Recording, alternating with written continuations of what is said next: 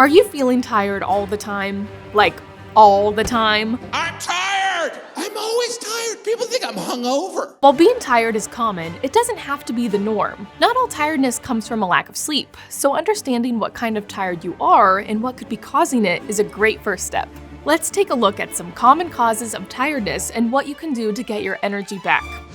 First, let's take a look at one we're all familiar with, being physically tired. I'm pretty tired. Think I'll go home now. You'll probably feel sluggish, maybe a little irritable, and experience some brain fog. Being physically tired is often the result of a physically demanding job, lack of exercise, too much exercise, or poor diet.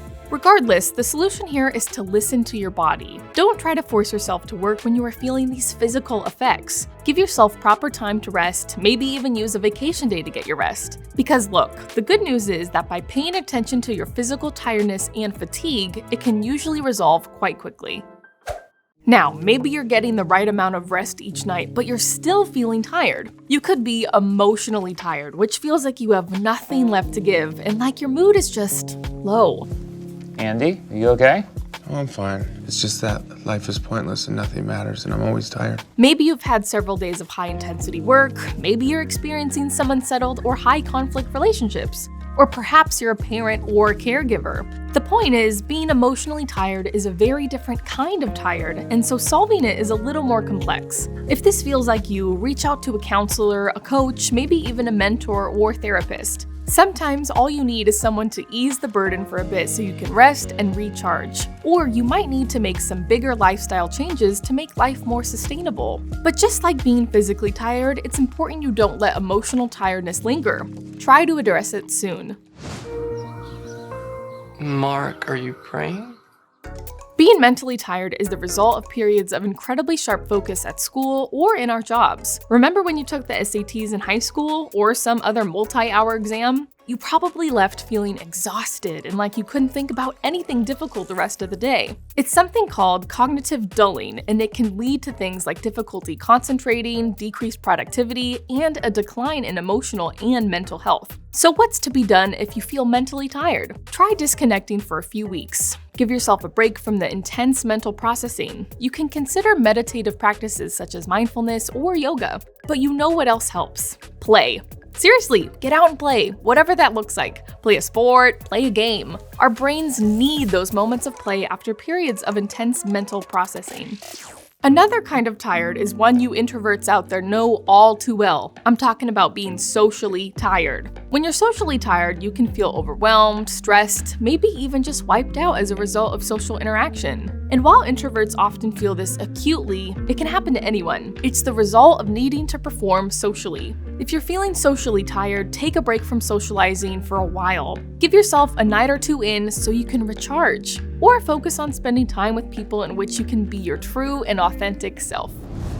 I just sort of space out for about an hour. Till I'm Space out? Yeah, I just stare at my desk. But it looks like I'm working. Another kind of tiredness is burnout. Suffering from burnout can leave you feeling helpless, cynical, and with a major loss of motivation. In short, you reach a point where you just don't give a It's not that I'm lazy. It's that I just don't care. Burnout is often feeling you don't have work-life balance, or when you don't have close relationships you can rely on for support. So the solution here? Take those vacation days you've been saving, reach out to a counselor or mentor or coach for help, and consider ways to rebalance your life so you're not simply rising and grinding without space for rest.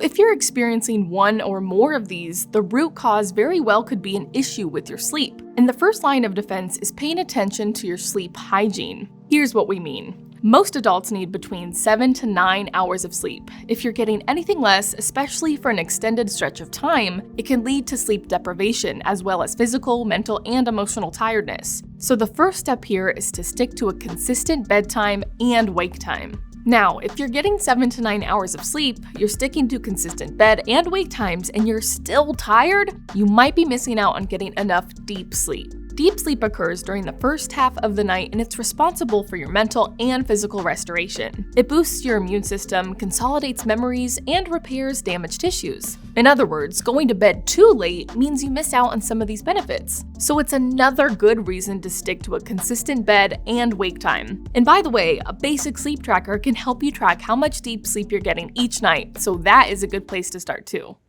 If your sleep hygiene is dialed in, you're getting enough sleep and enough deep sleep, and you're still tired, you might consider some lifestyle causes, and here we're talking about your diet and levels of activity. So evaluate how much sugar, alcohol, or caffeine you're consuming during the day, or consider whether you have an undiagnosed food allergy. Quality sleep is also linked to being adequately hydrated throughout the day, as well as getting enough exercise and physical activity. Sleep experts often say that good sleep is built during the day, so consider changes you can make during the day to set yourself up for restful sleep at night. Let's say you have pretty good sleep hygiene, you get plenty of exercise, and eat a reasonably good diet. If you are still tired all the time, it could be because of undiagnosed sleep apnea.